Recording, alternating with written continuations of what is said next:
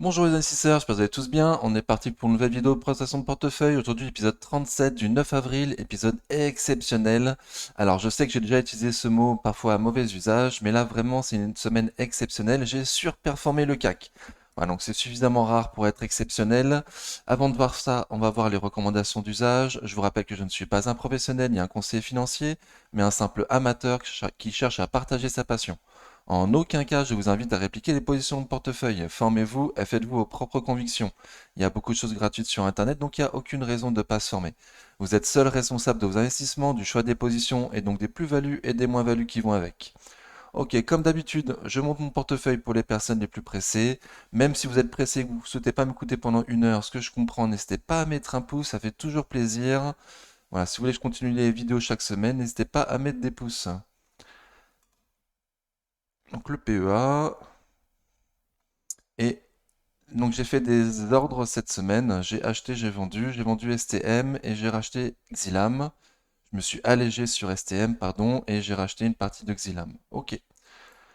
Donc pour les moins pressés, on va faire le tour du fichier Excel, comme d'habitude. Alors mon fichier Excel, on peut voir ici que j'ai fait 3, enfin, j'en suis à plus 3,35% depuis le début de l'année, donc j'ai gagné 0,8% par rapport à la semaine dernière. Voilà, donc on peut le voir aussi également ici, j'enlève ma tête, pardon. Voilà. Donc depuis le début de l'année, j'ai fait 3,35% de performance, qui est nul. J'étais bien plus haut, hein, mais on va voir dans le détail que j'ai fait des bêtises, c'est pas grave.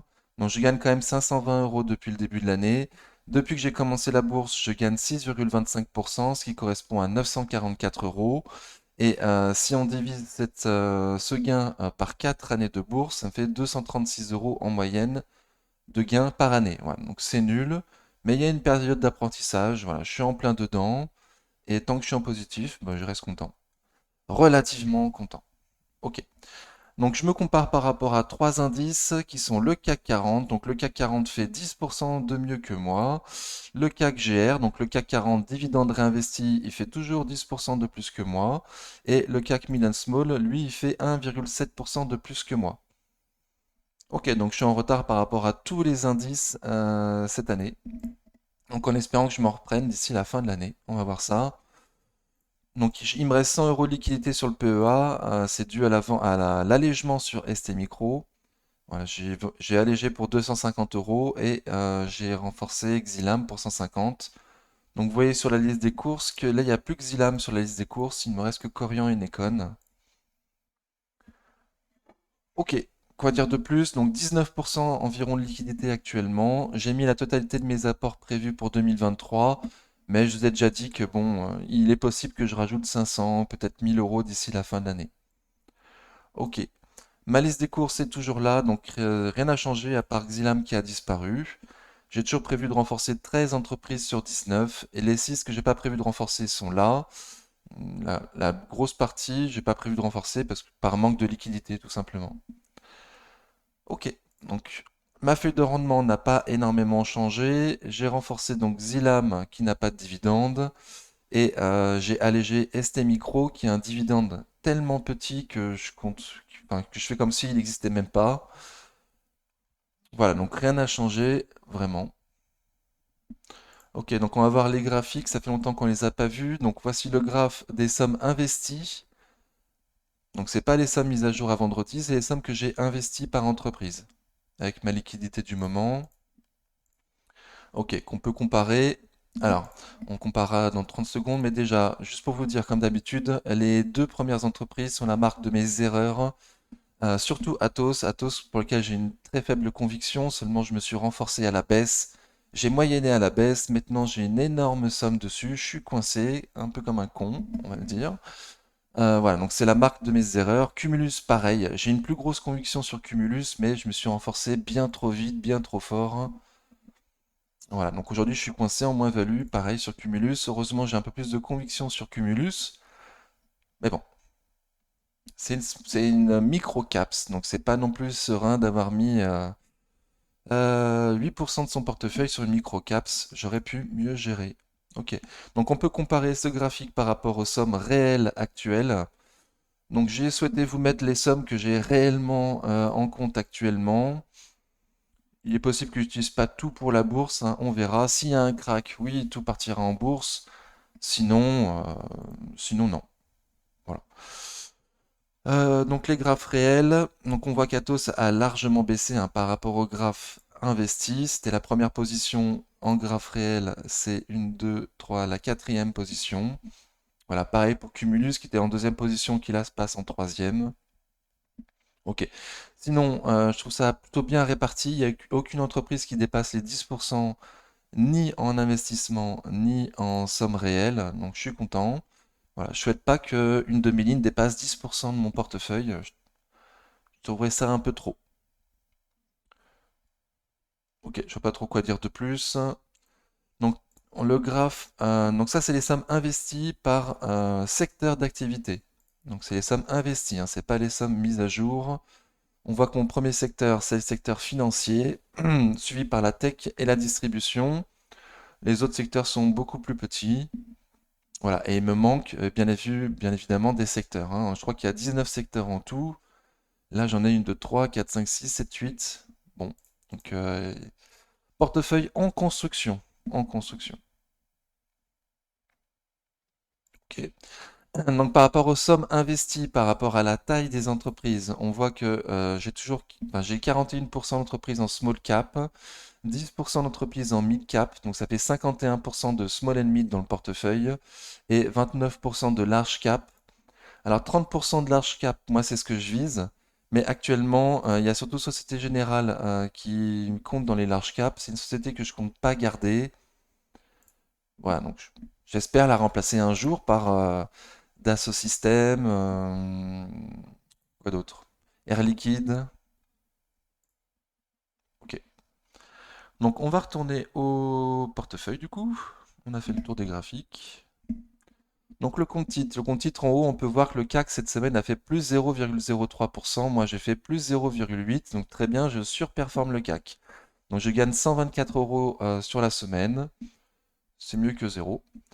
Alors, donc sur le compte titre, on peut voir que Total Energy a fait plus 5,78% sur la semaine. J'en suis à plus 80% depuis que je l'ai acheté.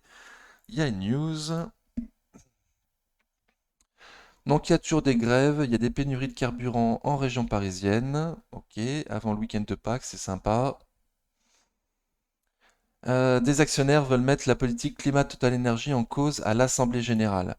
Alors, je suis pas un éco-intégriste, mais sincèrement, je suis d'accord avec eux. J'étais très déçu récemment de me rendre compte que Total versait plus à ses actionnaires en dividendes et en rachat d'actions que ce qu'ils investissaient dans les énergies vertes. Et j'ai aussi été très, très désagréablement surpris d'avoir il y a quelques temps qu'ils avaient vendu l'intégralité de leur station-service en Allemagne. Voilà, ils ont pris un engagement pour réduire leur part du pétrole dans leur chiffre d'affaires. Voilà, mais il me semble ils le font, mais pas de la bonne façon. Vendre des actifs du pétrole, histoire de dire voilà, je suis moins impacté par le pétrole dans mes cours, dans mon bénéfice. Il me semble que c'est pas la bonne chose. J'aurais préféré qu'ils mettent beaucoup, beaucoup plus dans les énergies vertes. J'aurais préféré, enfin, il me semble que Total a largement les moyens euh, pour investir dans les stations-service et les mettre à jour par rapport aux nouvelles normes qui vont arriver avec l'énergie électrique et l'énergie hydrogène. Il me semble que s'il y a une entreprise qui fait énormément de bénéfices, qui peut avoir les moyens de faire cette transition énergétique dans les stations-service, c'est bien Total Energy. Donc avoir vendu très récemment là, les stations-service en Allemagne, moi ça m'a vraiment chagriné. Je trouve pas que c'est la bonne façon de faire pour réduire la part du pétrole dans le mix énergétique de Total Energy. Voilà. Donc c'était mon petit coup de gueule. Je suis un peu d'accord avec ce qui s'est dit dans cet article. Ok. Donc on va voir le graphique. Voilà, on est beaucoup à s'en foutre de l'écologie. Entre guillemets, hein. On est là pour investir. On a des convictions, mais qu'on est censé garder au placard. Hop, excusez-moi. On est là pour gagner de l'argent. On n'est pas là pour investir Enfin, on n'est pas suffisamment riche pour faire, comment dire, des dons ou pour faire. On est en bourse pour gagner de l'argent, pas pour nos convictions. En tout cas, la majorité d'entre nous, on est là pour gagner de la bourse, pour gagner de l'argent, pardon, et, euh, et pas pour afficher nos convictions en bourse. Voilà. Bon, j'espère avoir été clair. Donc Total Energy, il y a une autre news aussi, tiens, je ne l'ai pas sélectionné. L'OPEP+, peut-être qu'on l'avait vu la semaine dernière, je sais plus. Non. L'OPEP+, a largement réduit sa production de pétrole. Voilà, donc eux ils disent qu'il va y avoir un ralentissement de l'économie, que c'est pour ça qu'ils baissent le pétrole. Bon, personne n'est dupe. MBS fait une alliance avec les Russes. Voilà, il y a un problème d'homme entre Biden et MBS. Du coup, MBS retourne sa veste et devient un allié plus ou moins des Russes. Donc voilà, c'est pour faire chier les Américains. Pour moi, hein, de mon point de vue, c'est pour faire chier surtout les Américains et les Occidentaux qu'ils ont baissé le pétrole et pour aider leur ami russe qui, pour rappel, préfère un pétrole au-dessus de 80 dollars pour gagner de l'argent. En dessous, ils en gagnent, mais vraiment très peu. Alors, non. Les trois quarts des bénéfices sur le pétrole fait en Russie sont directement injectés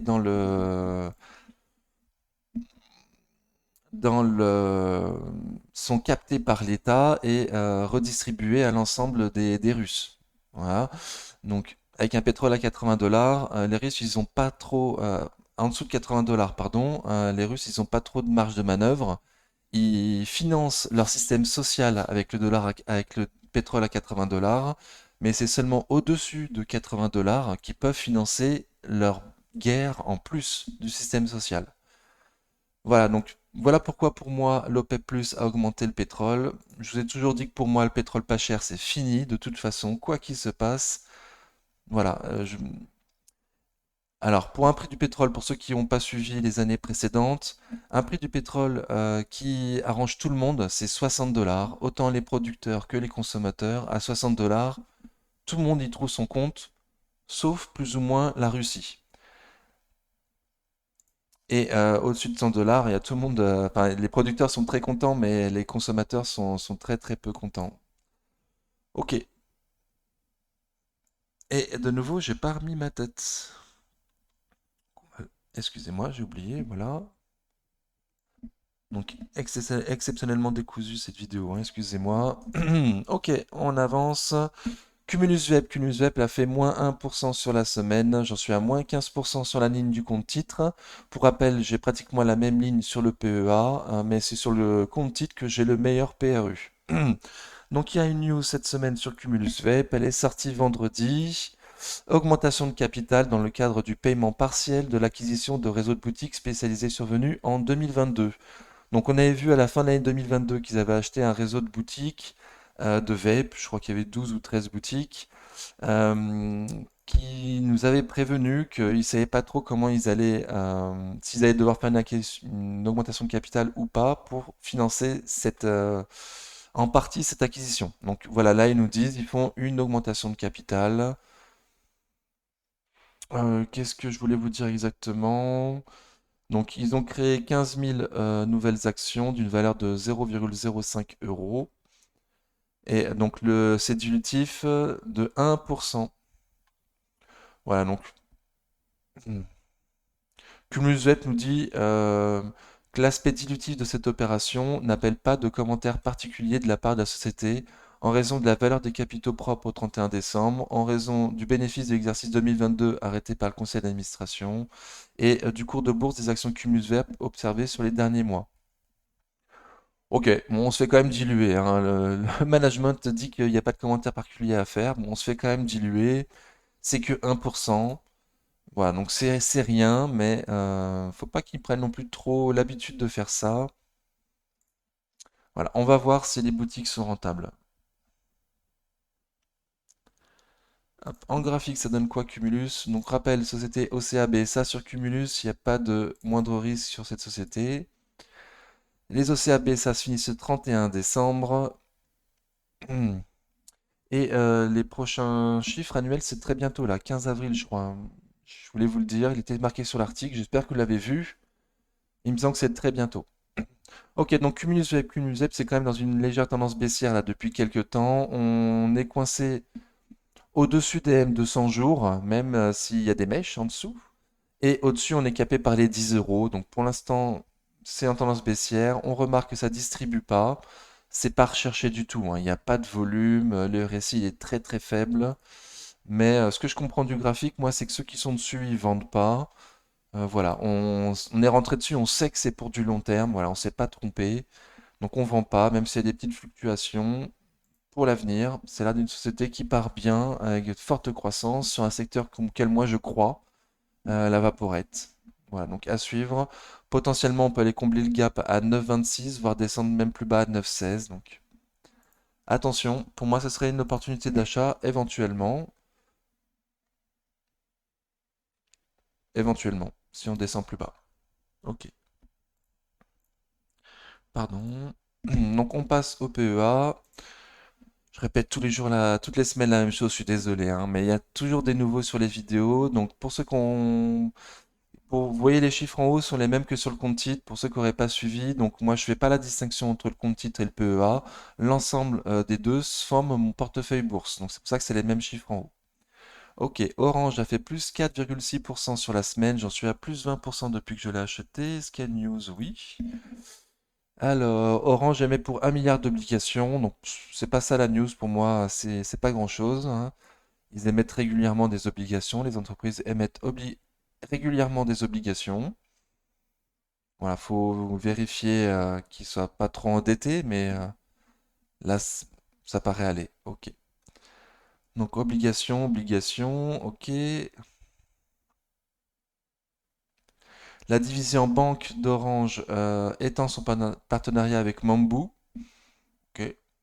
Donc, ils veulent la vendre, la société banque Orange, mais ils n'y arrivent pas, hein. Orange Cyberdéfense a recruté près de 800 personnes en Europe.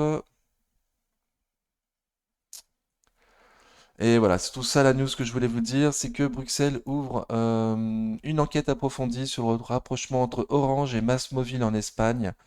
Pour rappel, ils sont encore 4 opérateurs en Espagne. Orange a prévu d'en racheter un des 4 pour repasser à 3.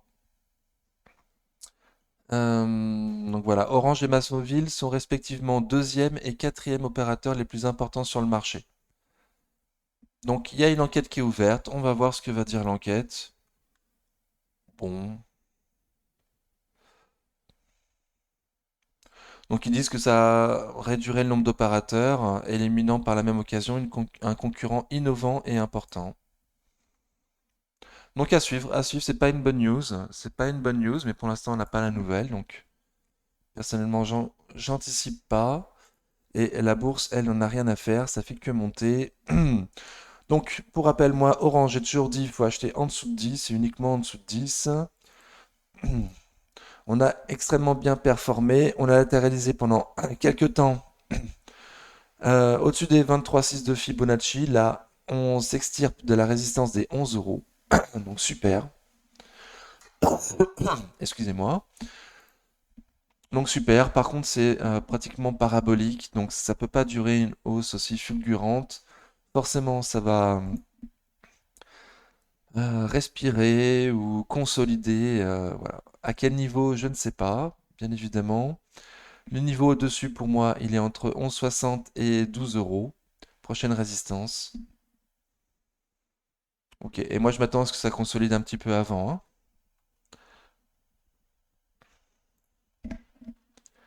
Coface a fait plus 4,44% sur la semaine, j'en suis à plus 23% depuis que je l'ai acheté. Il me semble pas qu'il y ait de news aussi, il y a une news, pardon.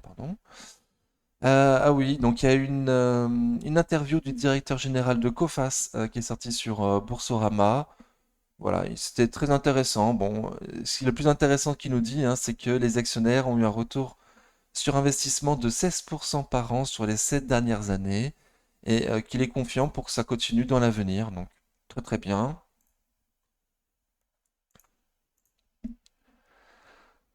Et pour rappel, donc du coup, Coface ne verse plus 100% de ses bénéfices en dividendes.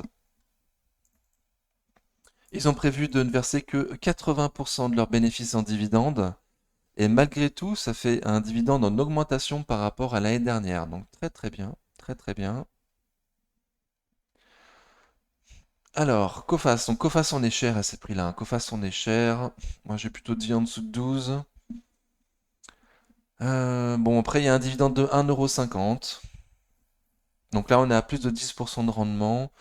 Le souci c'est qu'il risque d'y avoir un ralentissement économique dans les mois ou années à venir, ce qui risque de peser sur les performances de Coface. Donc c'est un risque. Voilà, donc acheter à ces prix-là, moi je suis pas sûr que l'année prochaine on y retourne. Là, il y a le dividende qui soutient le cours. Voilà, quand il sera passé, que va faire Coface? Bon, moi je pense que ça va rebaisser, hein, donc à suivre. Prochain niveau à passer, la 14,14, le comblement du gap, et ensuite passer les 14,50, les plus hauts historiques, 14,40, pour essayer de les voir plus haut. Ok, Atos a fait moins 1,89% sur la semaine, j'en suis à moins 30% pratiquement. Est-ce qu'il y a news? Oui. Alors, donc c'était pas ça. Evidian prépare ses solutions à l'ère post-quantique. Bon, c'est rien.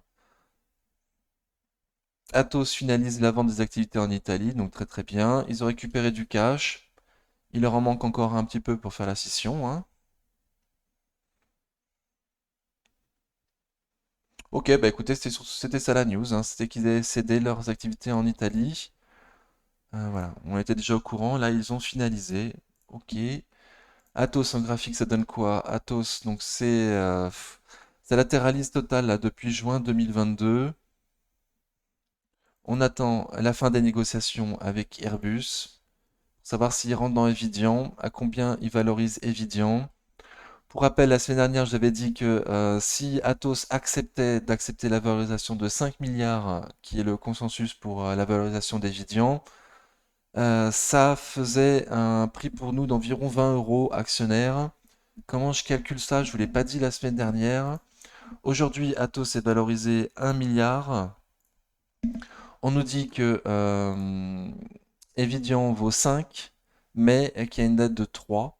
Donc en gros, Evidian vaut 2. Atos aujourd'hui vaut 1. Euh, donc si... Pardon. Donc les 5 milliards sur Evidian, ok, moins les 3 milliards de dette, ça fait 2 milliards sur Evidian. Atos, on nous dit que ça vaut 0. Que ça vaut 0. Kretinsky veut bien l'acheter pour 0 si on lui donne un peu d'argent en plus. Ok, donc 2 milliards de valorisation pour Evidian, c'est le double de la valorisation d'Atos aujourd'hui.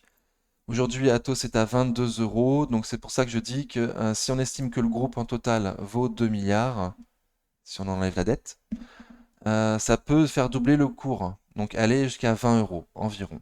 Voilà. Donc c'est pour ça que je pense ça, mais bon, donc à suivre. C'est de la spécu, pure spécu. J'espère que vous n'êtes pas autant impliqué que moi dans Atos. Donc pour l'instant, Atos, on préserve la MM200 jours en clôture. Ok, pour combien de temps? Ça n'accumule pas, ça ne distribue pas. Mais le récit est très très faible, il y a peu de volume, donc tout le monde attend la news sur Airbus, hein. S'ils disent qu'ils rentrent, tant mieux. On peut potentiellement aller à 20, voire combler le gap à 21,12. Pour moi, ce serait une opportunité pour vendre. Et s'ils rentrent pas, là par contre, on va retourner à la cave, hein. 7-8 euros, c'est pratiquement sûr. Ok. Société Générale a fait plus 2,91% sur la semaine. J'en suis à plus 15 à moins 15 pourtant, pardon, moins 15% depuis que je l'ai acheté pratiquement.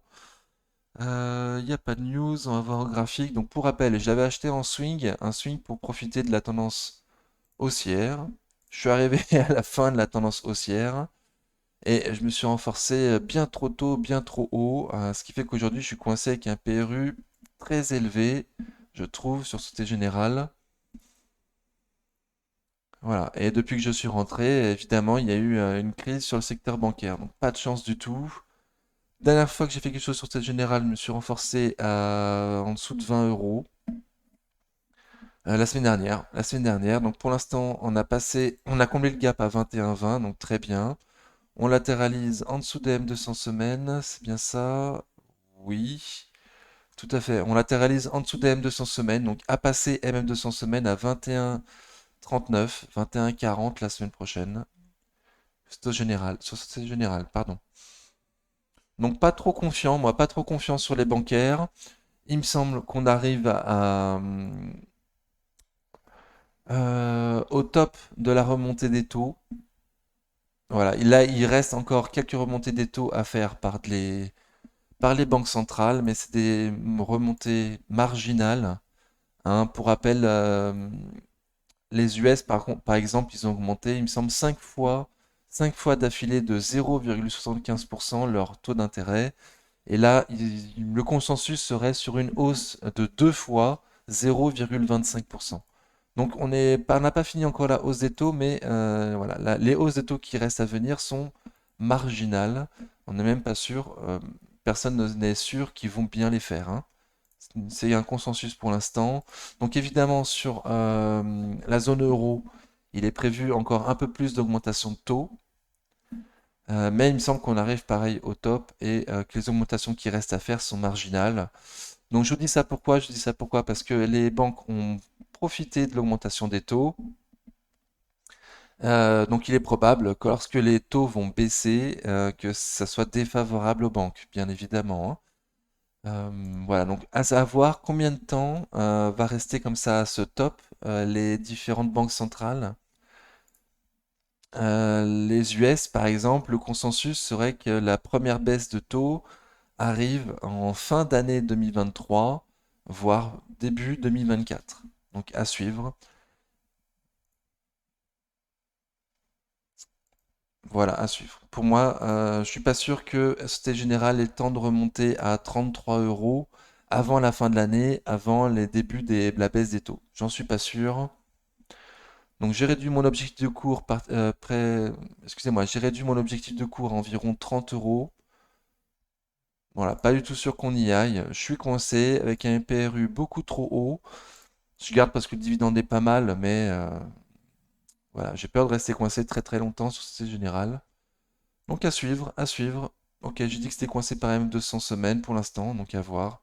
Ça accumule légèrement, mais c'est très léger, le RSI est très faible, il y a peu de volume. Voilà, donc tout le monde reste très prudent et reste pour l'instant en dehors des bancaires. Ah, pardon.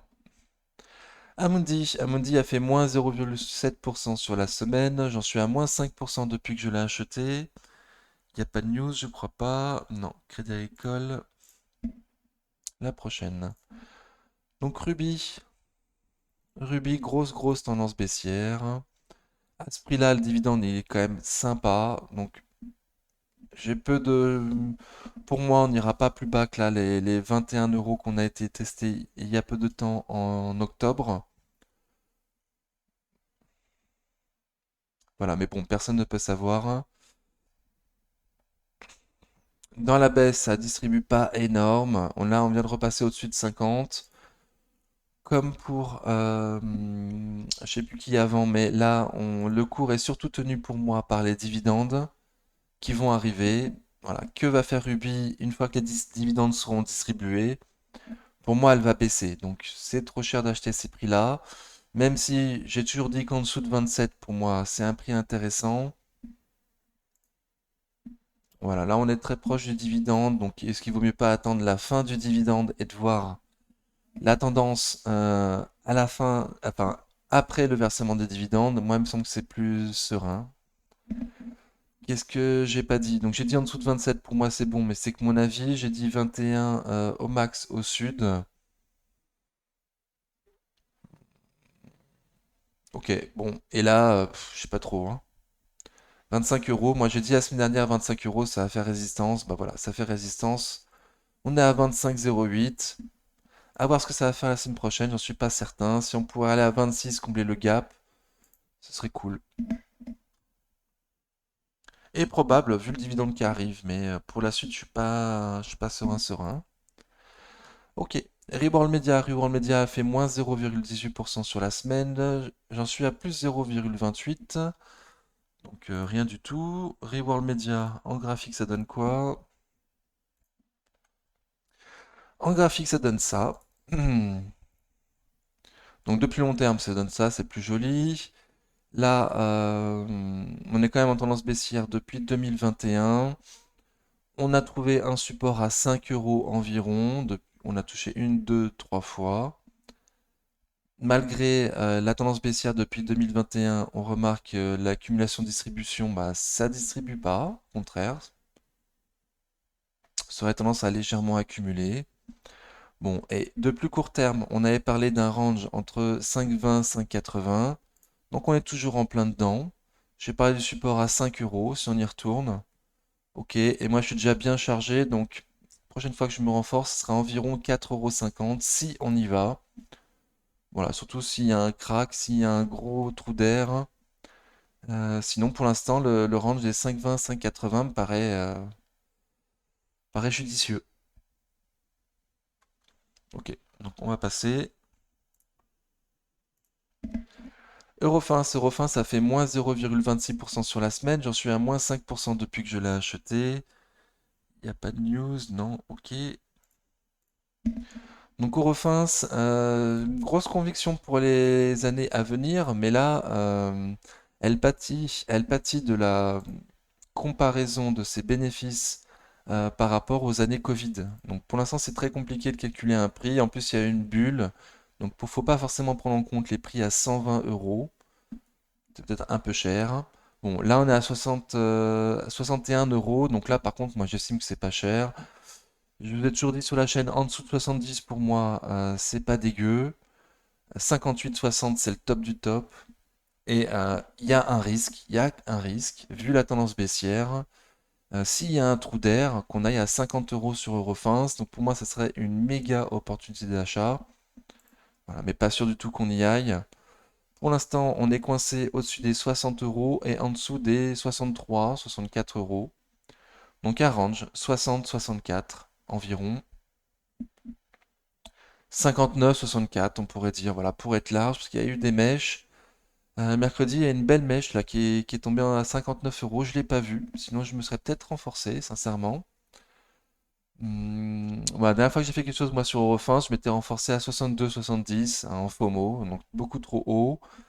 Et la fois d'avant, je m'étais renforcé à 59, donc là, c'était pile poil dans ce que je visais. Bon.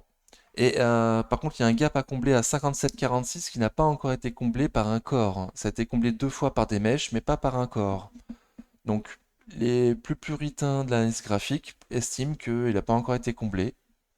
Alors, ça peut être un objectif pour ceux qui sont pas encore dessus, ou ceux qui sont dessus mais qui souhaitent se renforcer le plus bas possible, et qui croient pas trop comme moi quand on ira à 50 euros. Voilà. 57,46, ça peut être un bon objectif. Ok. Crédit Agricole a fait plus 2% sur la semaine, j'en suis à plus 12% depuis que je l'ai acheté. Donc, pour rappel, c'est ma bancaire de long terme, Crédit Agricole, donc je l'ai depuis quelques temps.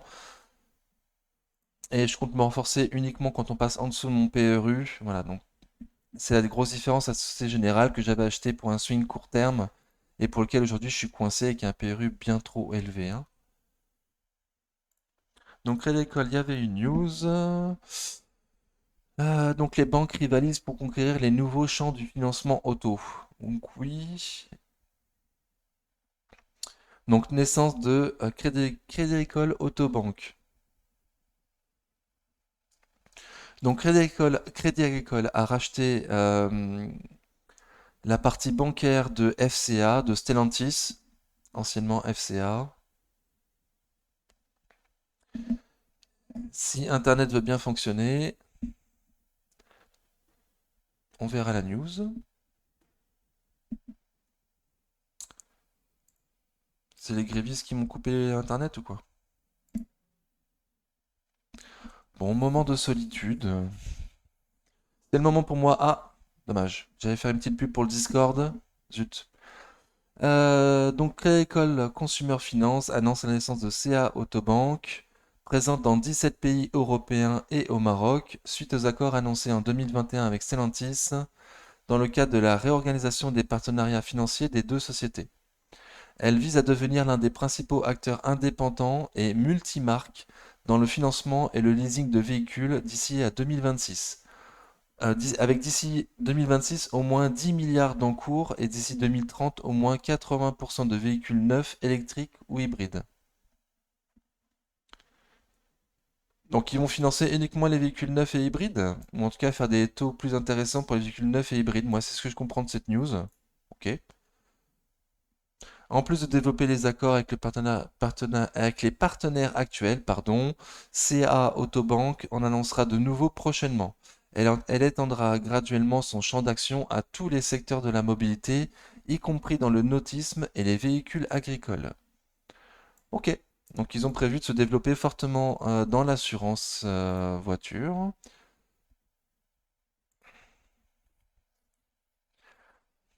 J'avais vu une autre news plus intéressante. Donc c'est le moment pour moi de vous parler du Discord. Je vous rappelle qu'on fait partie d'un Discord avec Maxime.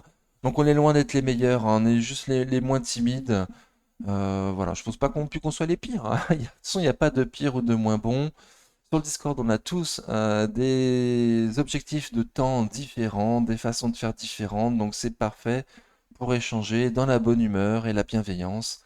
N'hésitez pas à nous retrouver, on est de plus en plus nombreux, ça fait très plaisir.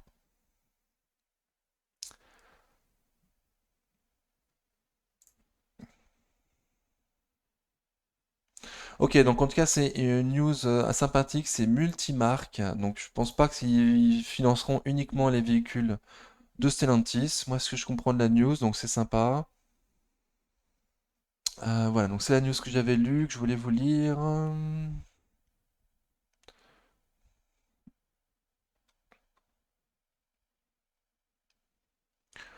Bon. Le groupe automobile Stellantis a annoncé mardi la finalisation de la nouvelle co-entreprise dans le financement automobile en Europe, qui doivent lui permettre de gagner en efficacité et de se renforcer sur le marché de location longue durée. Bon, la news est un peu longue. Ah, il compare à KLD, donc on va lire vite fait. Sur le marché de la location longue durée, Stellantis a sauté à Crédit Agricole.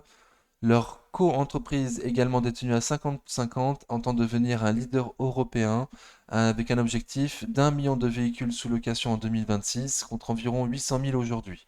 Elle resterait toutefois loin derrière le groupe issu de la prochaine fusion entre le français ALD, filiale de Société Générale, et le néerlandais LeasePlan, qui rassemblerait 3,5 millions de véhicules, donc 3,5 fois plus gros que Crédit Agricole. Pardon.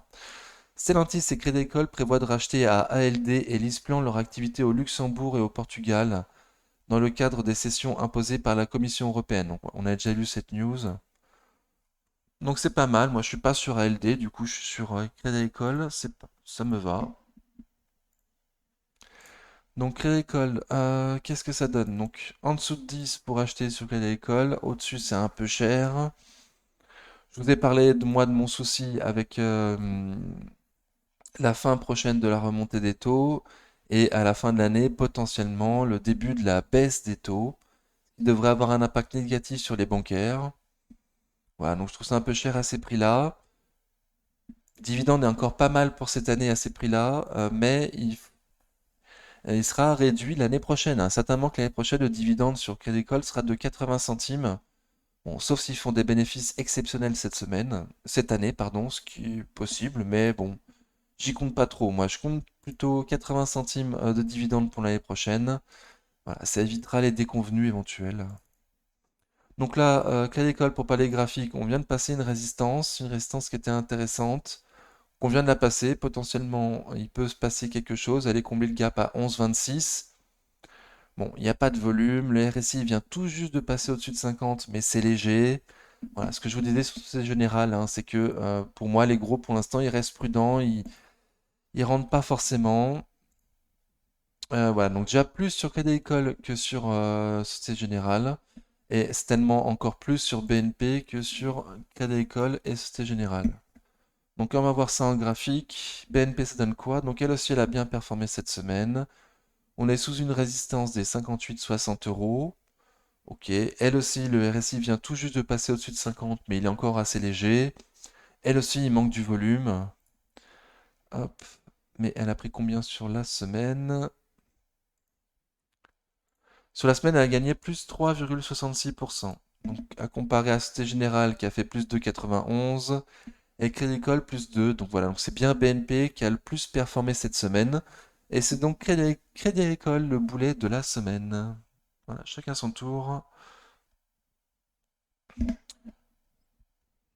Ok, donc on a vu le graphique de Crédit Agricole, il me semble, hein. Donc BNP 58,60, j'ai dit. La résistance, viser les 62,57 comblement du gap. Voilà. Il est possible que ça retourne voir les plus hauts historiques à 66, mais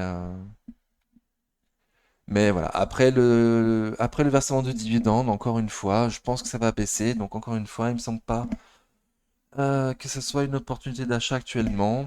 À 48, c'était sympa. Et là, à 57, moins. Ok, qu'est-ce qu'il nous reste? J'espère que je suis pas trop long. Donc STM a fait moins 6% sur la semaine.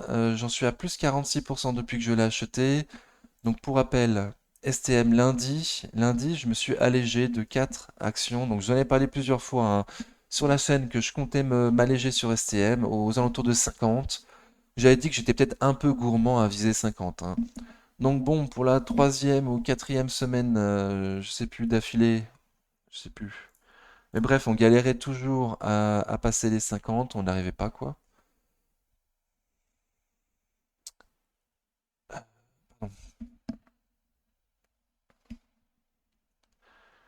pardon, j'en suis où?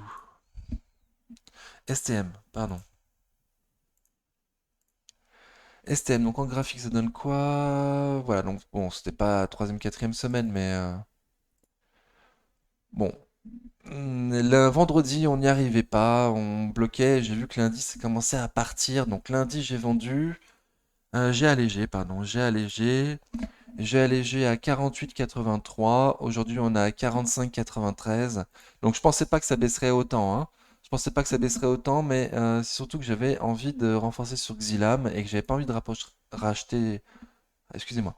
J'avais pas envie de rajouter du cash qui vient du livret de développement durable. Il est très bien le cash sur le livret de développement à se prendre 3% de façon sûre. Voilà, ça me convient. Donc, j'ai préféré alléger sur STM que racheter du cash. Ok, donc j'ai bien fait, j'ai eu un peu de chance, hein. Mais j'avais dit que j'étais peut-être un peu gourmand à viser 50, hein, donc j'avais dit. Et Xilam, on le verra, mais j'aurais pu m'abstenir. Elle est plus bas que mon prix de renfort. Donc STM, ça donne quoi? STM, ça donne que c'est retourné dans sa latérisation, là, entre 44 et 46. Très confiant pour l'avenir et pour les années à venir, mais STM a toujours été plus ou moins boudé par les investisseurs institutionnels. Ça se voit au niveau de l'accumulation-distribution, hein, voilà. Ça a toujours été plus ou moins boudé. Bon, moi je suis assez surpris, enfin assez surpris, non. Disons qu'à chaque fois qu'il y a une analyse qui vient parler de semi-conducteurs sur les réseaux, à chaque fois il nous parle d'Infineon, il nous parle de trucs de BE semi-conducteurs, mais rarement de STM, hein. Il nous parle de Soitec, mais rarement de STM. Donc voilà, donc on en est là. Je sais pas trop quoi vous dire. On a des prix intéressants pour moi. La valorisation est vraiment très très faible sur STM, même à ces prix-là, il me semble toujours, hein. Donc voilà, donc confiant pour que ça aille beaucoup plus haut pour les années à venir, mais à court moyen terme, qu'est-ce que ça va faire? Alors là, alors là, bonne question. Ok, je sais pas quoi vous dire de plus, donc je vais enchaîner. Stellantis, ça fait moins 2,9% sur la semaine. J'en suis à plus 9 depuis que je l'ai acheté. Donc il n'y a pas de news, on a vu, hein, c'était un petit peu la même news qu'avec Crédit Agricole. Ok. Donc Stellantis toujours dans un canal haussier, là, que vous voyez, il est un peu transparent, mais vous le voyez quand même, je pense. Donc on est toujours dedans. Pour l'instant, pour moi, il n'y a rien de grave, il n'y a rien d'important. Je l'ai toujours dit qu'au-dessus de 15 euros, ça me paraît un peu cher. Un peu comme certaines autres. Là, bon, le cours, il n'est pas soutenu que par le dividende, hein, on est bien d'accord, hein. Il y a aussi des bonnes perspectives sur Stellantis à l'avenir. Voilà, actuellement, elle est pas chère, mais elle peut rester encore pas chère très longtemps. Voilà, je vous ai assez parlé de mes doutes sur le secteur automobile. Donc on va passer, hein. Au-dessus de 15, c'est un peu cher. À ces prix-là, donc c'est un peu cher. Il y a un gap à combler à 17 euros.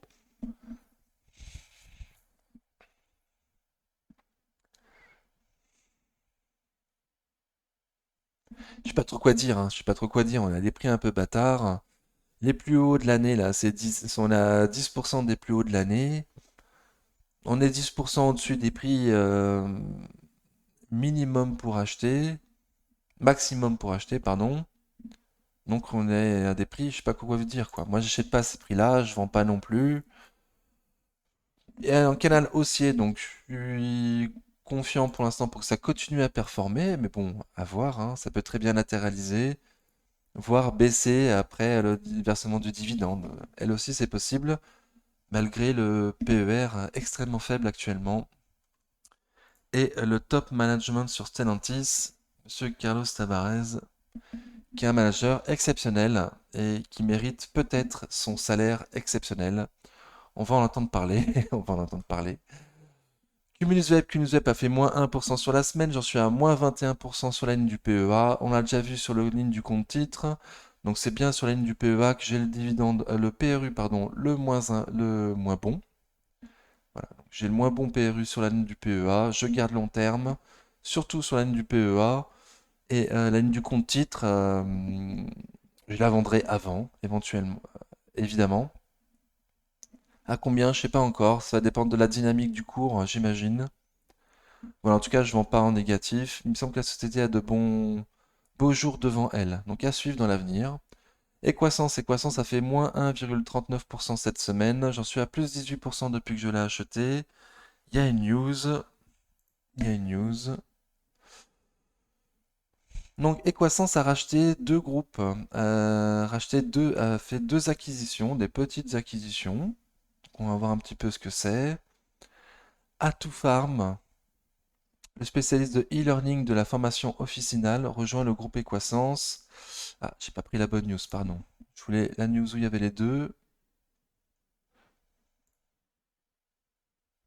Ok.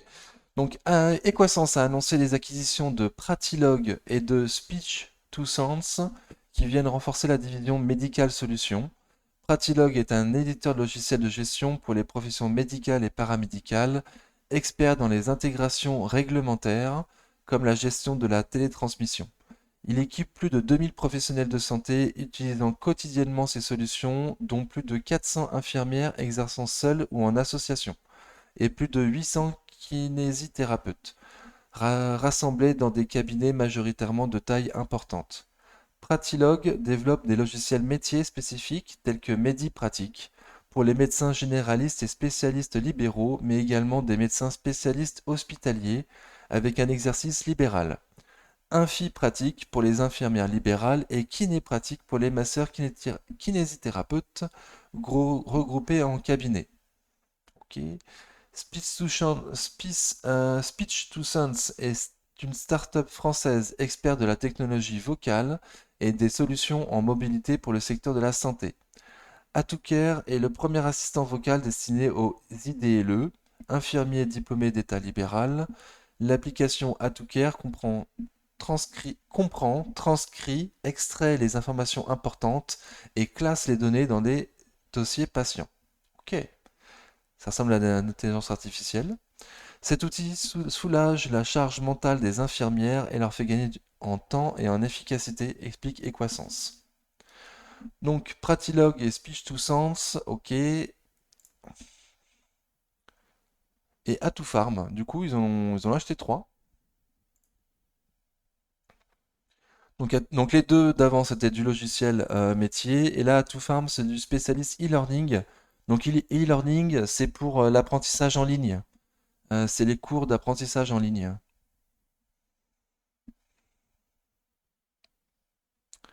Donc Atousarm est un organisme de formation spécialisé dans la formation continue des pharmaciens d'officine et leur équipe depuis 15 ans. Depuis 15 ans, pardon. Pionnière dans l'e-learning, la société accompagne aujourd'hui près de 6000 pharmacies en France et dans d'autres pays francophones. Ok. Donc trois sociétés, hein, trois acquisitions de petite taille. Donc super. Encore une fois, moi, c'est ce que je vise. Les entreprises de petite taille qui sont rentables, qui ont une bonne croissance organique et qui, en plus, ont de la croissance externe. Donc, c'est typiquement le genre d'entreprise qui peuvent devenir des multi-baggers. Donc, moi, c'est ce que je souhaite viser. Voilà, c'est mes petites entreprises préférées. Comme donc Equessence, Cumulus Vape, dans une moindre mesure, vu qu'il y a des OCA BSA, Lumibird, Reworld Media. Voilà, c'est mes petites chouchoutes. Elles sont toutes sur le même profil. Alors, Equasens, par contre, on peut voir que là, depuis 2021, c'est tendance baissière. Donc, pareil, un peu comme Eurofins, il y a seulement eu une bulle, secteur santé. Donc, pendant la période Covid, il y a eu une bulle qui aujourd'hui est crevée. Pour moi, ces prix-là, c'est des prix intéressants. Euh, Alors, 80 euros pour moi, c'est trop cher. 70 euros, ça paraît être un bon prix pour un début de ligne. Voilà. Et entre 70 et 75, c'est pas non plus dégueu. En dessous de 70, c'est super. Euh, voilà. Mais pas sûr qu'on retourne à 60 euros. Vraiment pas sûr. Donc, à voir ce que ça va faire. Pour l'instant, tendance baissière. Pour l'instant, tendance baissière. Hop. Voilà. Les prix sont capés par une résistance oblique baissière. Donc, faut la passer pour essayer d'aller voir plus haut. Pour l'instant, c'est baissier. Donc, à suivre. J'ai dit les prix. Ok. Quand je dis les prix, donc je vous rappelle que moi je suis qu'un amateur, hein. C'est que mon point de vue. Je me trompe régulièrement. Vous voyez que j'ai des PRU tout pourris. Donc voilà. Donc, ce n'est que mon point de vue. Chacun fait ses propres recherches et ses propres convictions. Métropole a fait moins 0,3% sur la semaine. J'en suis à plus 2,6%. J'ai largement hésité à la vendre cette semaine Métropole. Donc il y a une news. CMA. Alors, Rodolphe Saadé, donc le président, je crois, de CMA-CGM, monte à 10% du capital d'M6, hein. Donc on était au courant déjà qu'il voulait rentrer au capital, enfin qu'il voulait, il était en lice avec Xavier Niel et TF1 pour racheter M6. Voilà, donc ils ont privilégié la fusion TF1-M6 qui ne s'est pas faite au final. Mais Rodolphe Saadé et Xavier Niel, eux, sont toujours OK pour acheter M6. Pour rappel, ils pourront le faire uniquement dans 5 ans. La loi française interdit le changement de l'actionnaire de référence d'une société d'audiovisuel, sauf à certaines dates. Et donc la date pour l'audiovisuel français est passée très récemment. La prochaine date pour avoir un changement d'actionnaire majoritaire sur M6, c'est dans 5 ans. Donc Rodolphe Saadé se positionne pour dans 5 ans. Voilà, j'espère qu'il y aura une petite bataille entre lui et Xavier Niel dans 5 ans pour faire exploser le cours du titre. Voilà, donc c'est pour ça que je garde. Donc je suis très content de cette news. Alors, moi, Métropole, mon PRU, il est pas bon du tout. Encore une fois. Mon dividende, il est pas. Mon PRU, pardon, il est pas bon du tout. Moi, pour rappel, j'ai toujours dit en dessous de 12 pour commencer une sur Métropole. Bon, même si à ce prix-là, le dividende n'est pas dégueu non plus. Voilà, il me semble qu'après le dividende, ça risque de baisser Métropole. Voilà, aucune spécu avant 5 ans. Donc à voir, à suivre.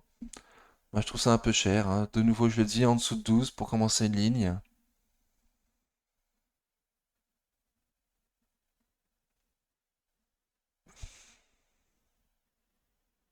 Et là, je sais pas trop quoi vous dire. On est un peu haut. À mon avis, on est un peu haut, on est un peu cher. Le dividende arrive bientôt, donc les cours sont soutenus par par le dividende qui arrive, mais quand le dividende va être versé, ça risque de baisser. C'est mon point de vue. Xilam a fait moins 4%, pratiquement moins 5% sur la semaine. J'en suis à moins 12% depuis que je l'ai acheté. Donc pour rappel, je me suis renforcé dessus. Je me suis renforcé dessus cette semaine, donc je me suis renforcé à 26,40 et aujourd'hui on est à 25,90. Donc moi dans ma vidéo de la semaine dernière, je vous avais dit qu'on était passé au-dessus. Pardon, Zilam.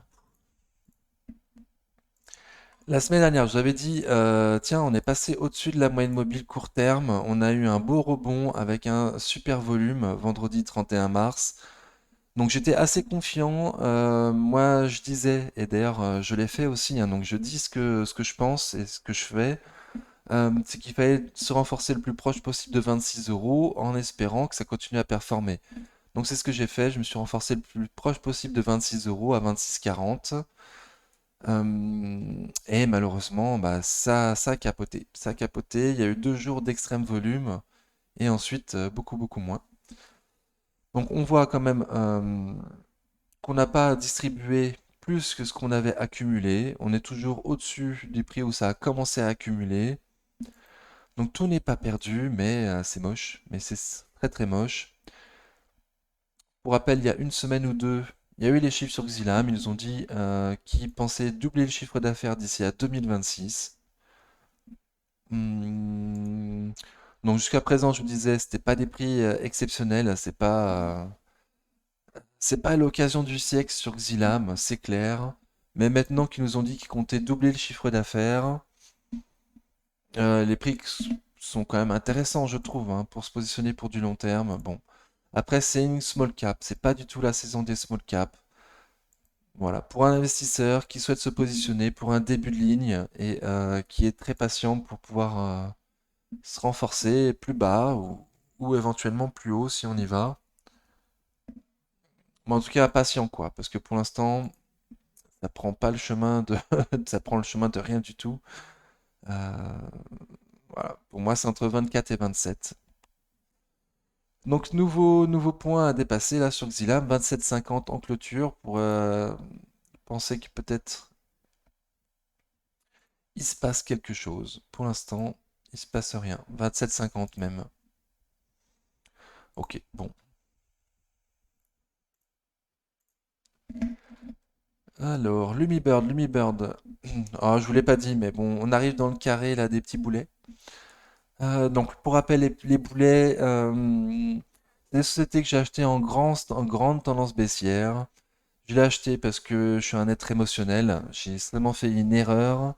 Je la regarde depuis longtemps. C'est une société qui me plaisait beaucoup. Je parle surtout de Lumibird et de Corian. Xylam aussi d'ailleurs. Voilà, donc je suis conscient d'avoir fait une erreur, d'avoir acheté en grosse tendance baissière. Ça continue à baisser. Qu'est-ce que je voulais dire d'autre? Pardon, je voulais vous dire quelque chose par rapport à ça. Donc oui, en faisant ça, j'agis comme si j'avais un portefeuille à un portefeuille à 50 000 euros. Oui, si tu as un énorme portefeuille, enfin si tu as un gros portefeuille et que tu veux en mettre une toute petite partie, comme j'ai fait des petites sommes pour la suivre et en pensant comme moi, par exemple que Corian, à partir de ces prix-là, ça devient quand même value. Mais il faut avoir un gros portefeuille. Moi, j'ai un trop petit portefeuille pour faire ce genre de conneries. Voilà, surtout que là, j'en ai quand même pris 4. Donc voilà, c'est pour ça que j'appelle ça mes petits boulets. Mais pour rappel, mes boulets, bah, pour l'instant, je les entretiens. Voilà, je les entretiens, je les nourris, je les fais grossir de temps en temps. Euh, En espérant ne pas être dégoûté et ne pas vendre en grosse moins-value plus tard. Voilà, c'est le risque. C'est le risque. Donc on était sur Xylam, on a fait Xylam. Donc Lumibird a plus 0,28% sur la semaine, j'en suis à moins 11 depuis que je l'ai acheté. Il n'y a pas de news, mais qu'est-ce qui se passe en graphique? Donc en graphique, on est tombé sur un support là, donc je vous avais parlé à 14 euros environ. Donc on est en plein dessus. On est en plein dessus, on l'a débordé par le bas lundi 3 avril.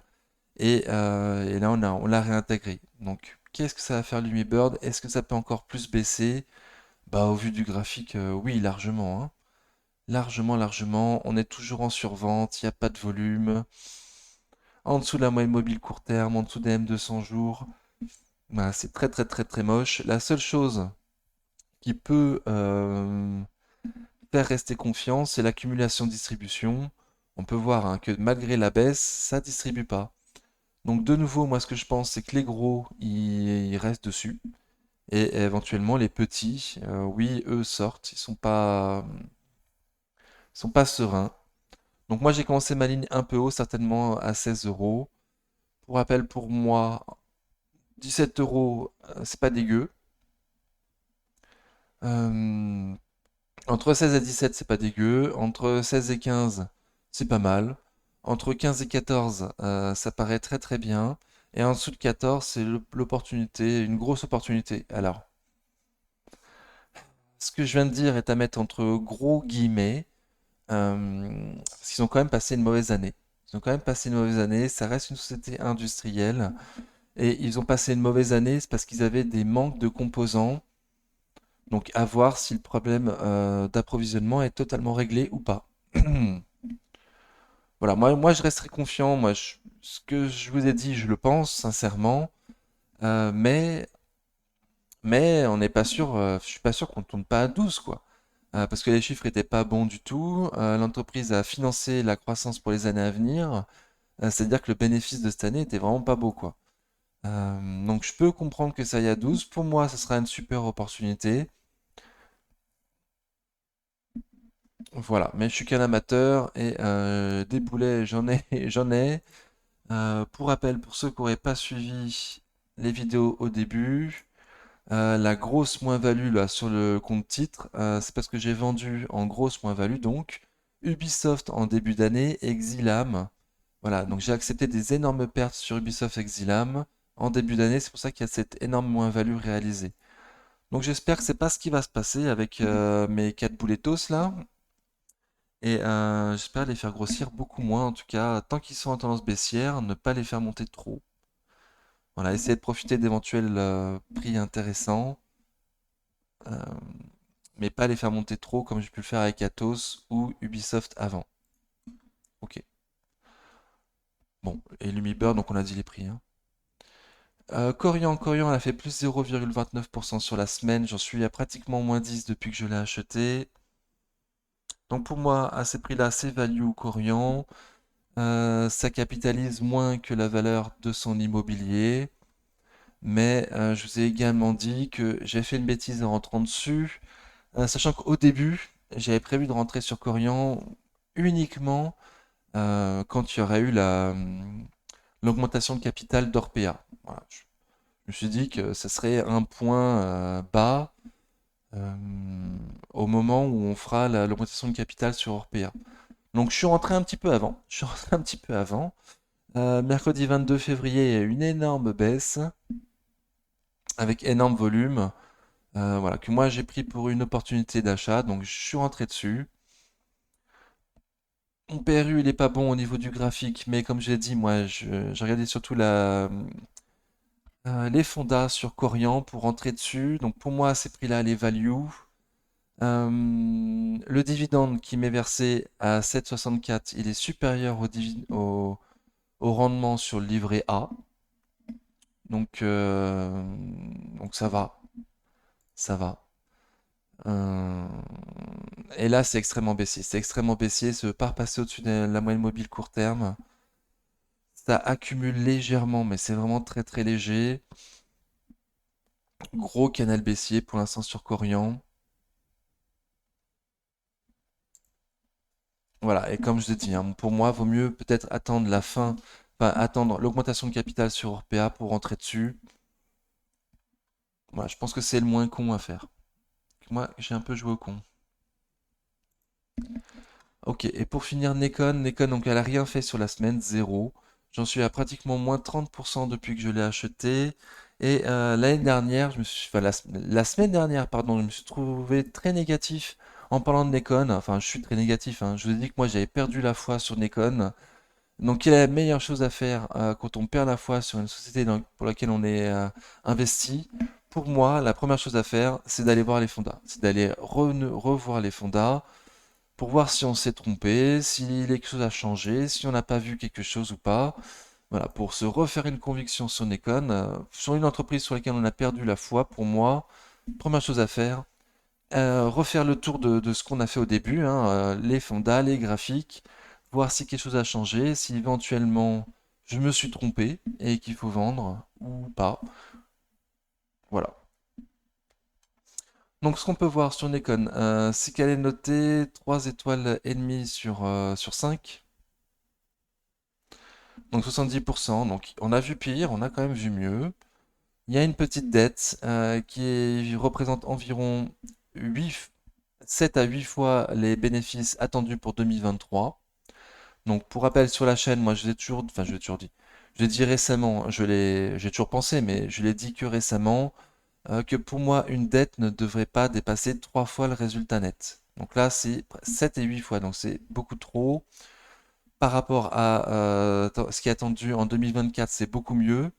Mais voilà. Pour rappel, tout ça, ce sont des spéculations. 2023-2024, pour l'instant, il n'y a rien qui est fait. Ce sont les estimations faites par le management. Euh, voilà. Et le management nous a déçus 3 fois en 3 ans récemment, hein. Notamment, ils n'ont pas fait leurs chiffres cette année de nouveau. Ils ne nous avaient pas parlé d'augmentation de capital lorsqu'ils ont introduit l'action en bourse. Voilà. Donc, euh, donc un PER historique d'environ 22 sur Nikon. Bon, sachant que ça a été introduit en bourse en 2020.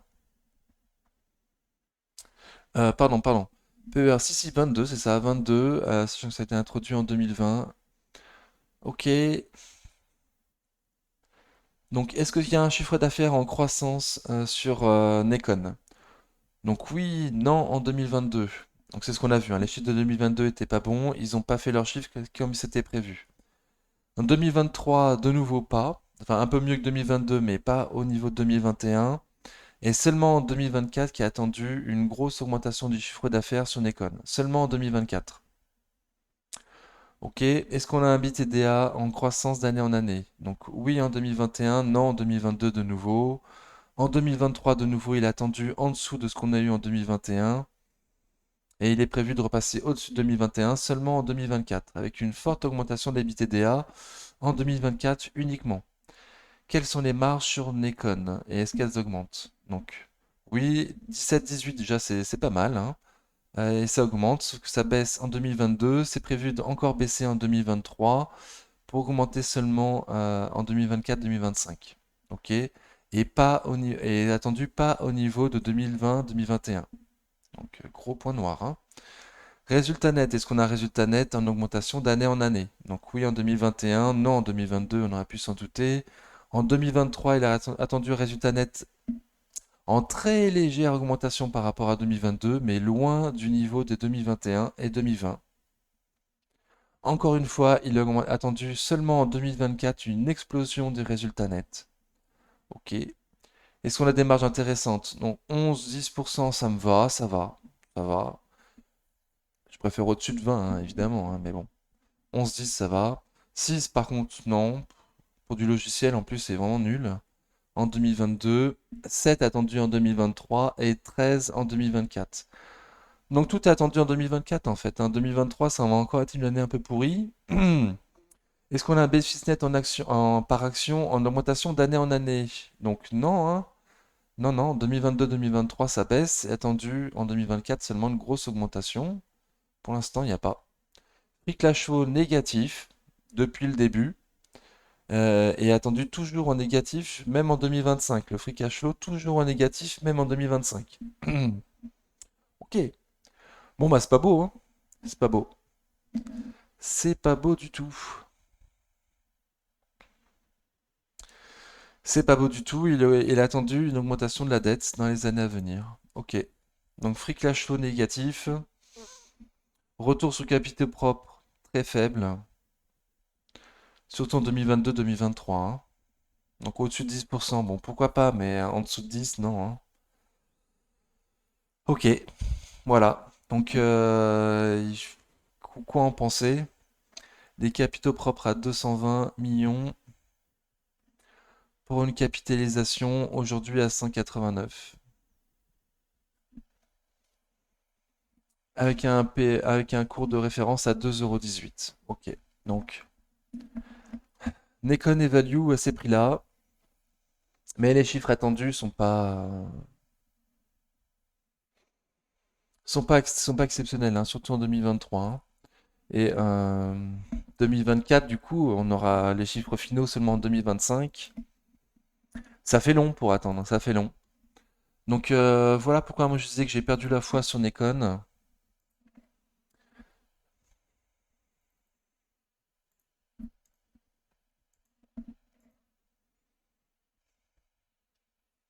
Ok. Donc ça continue à distribuer, hein. Il y a eu un rebond sur les 2 €. euh, que voilà, que rebond que donc j'ai pas souhaité profiter du coup, hein. J'avais dit que j'avais perdu la foi. Donc on a quand même pris 10%, mais là ça rebaisse un petit peu. Donc à voir ce que ça fait la semaine prochaine. On est avec un RSI, pardon, au-dessus de 50, très légèrement au-dessus de 50. Donc à suivre, à suivre. Pour rappel, il y a un jeu qui sort là, Gollum, le Seigneur des Anneaux Gollum en mai, en espérant que ça fasse une bonne news, qu'il y ait des bons chiffres de vente et que le cours puisse reprendre. Voilà, peu convaincu, peu convaincu. Donc peu convaincu, donc voilà. Donc je compte garder ma petite ligne à 300 € pour l'instant sur Nikon, à voir ce que ça va faire.